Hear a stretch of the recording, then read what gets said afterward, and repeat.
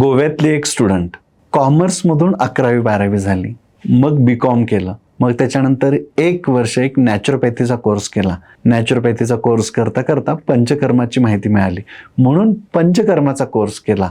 1 वर्षाचं ॲडमिशन चालू होतं. पंचकर्म शिकताना त्या शिक्षकांनी सांगितलं की तुझं एवढं छान ज्ञान आहे आणि याच्यात काम करायचं आहे तर तू BAMS डॉक्टर झाली पाहिजे. पण BAMS करायचं म्हटलं तर 11वी-12वी सायन्समधून पाहिजे. लग्नही झालेलं होतं. आता काय करायचं? नवऱ्याला विचारलं. नवऱ्याने पाठबळ दिलं.